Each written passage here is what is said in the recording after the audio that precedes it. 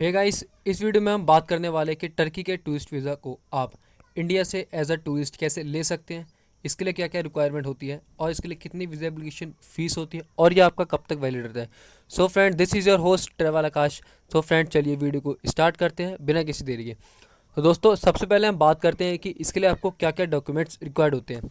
सबसे पहले रिक्वायरमेंट है, जो कि बेसिक रिक्वायरमेंट है, आपको अपना वीज़ा एप्लीकेशन फॉर्म फिल कर आपको जमा कराना होता है। गेटवे ग्लोब के आप एप्लीकेशन सेंटर में जाकर जमा कराना होता है।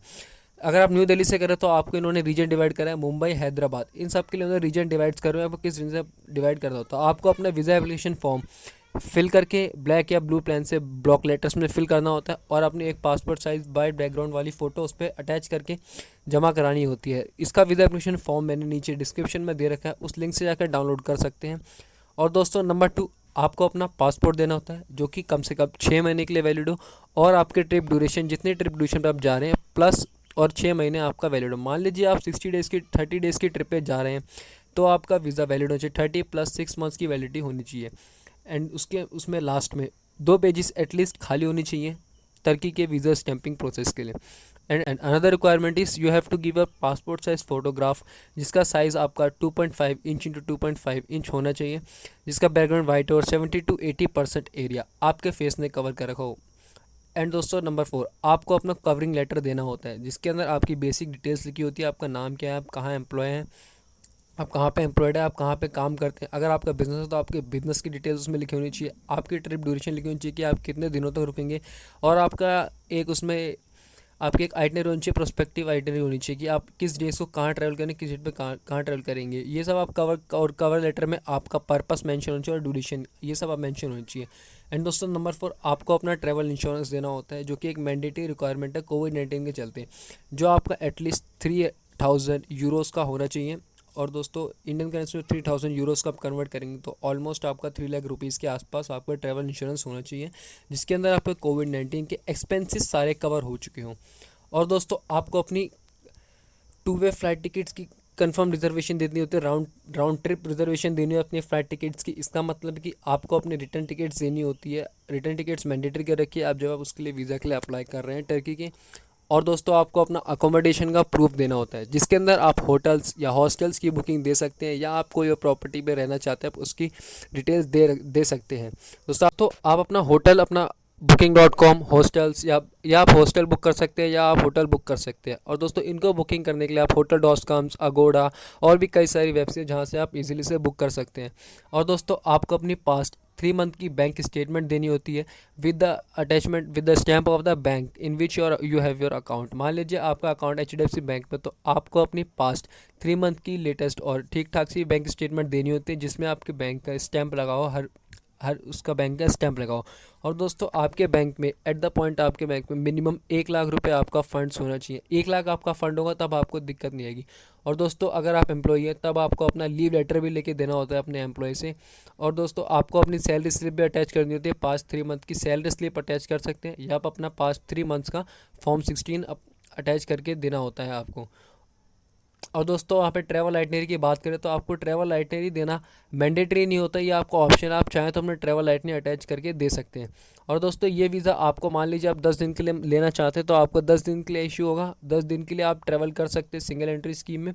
ये वीज़ा आपका 3 महीने तक वैलिड रहेगा। और दोस्तों, अगर आप 30 डेज़ मैक्सिमम, ये वीज़ा आपको 30 डेज़ की वैलिडिटी के साथ इशू होता है, जिसके अंदर आप जिसमें आप 3 महीने के पीरियड के अंदर 30 डेज़ के लिए टर्की में ट्रैवल कर सकते हैं। और दोस्तों, इसके अलावा कई सारे डॉक्यूमेंट्स हैं, वो जो अगर आप माइनर से तो माइनर के क्या डॉक्यूमेंट देते हैं, और अगर आप मान लीजिए आपकी स्पाउस है तब आपको क्या डॉक्यूमेंट्स हैं। अगर आप अपनी स्पाउस से कपल है तब ट्रैवल करें, तब आपको अपना मैरिज सर्टिफिकेट देना होता है, रजिस्ट्रार से बना हुआ। और दोस्तों, कई सारी एडिशनल रिक्वायरमेंट्स है। अगर आप अपने साथ की अंडर एज बच्चे को लेके जाते हैं माइनर, तब आपको उसका लेटर देना होता है अलग से।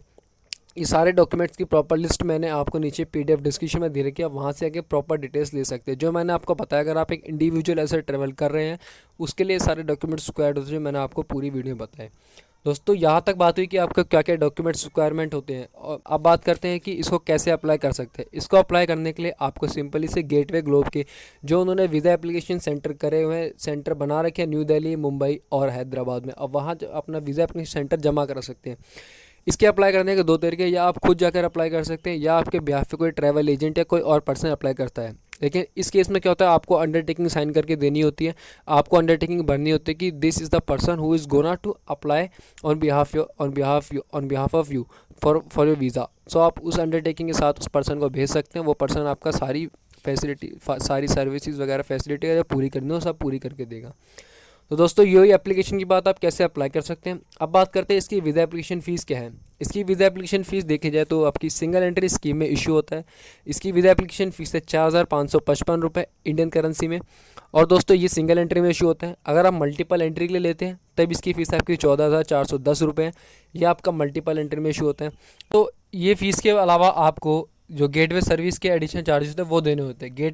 गेटवे ग्लोब के आप चार्जेस देखेंगे तो इनके 4,201 रुपये इंडियन करेंसी में इनका बेसिक चार्ज है जो ये चार्ज करते हैं। और दोस्तों अगर आप इसकी फ़ोटो वहीं खिंचवाते तो आपकी 150 रुपये फ़ोटो के लगते हैं, जिसके अंदर ये आपको 4 फ़ोटो खींच के देते हैं।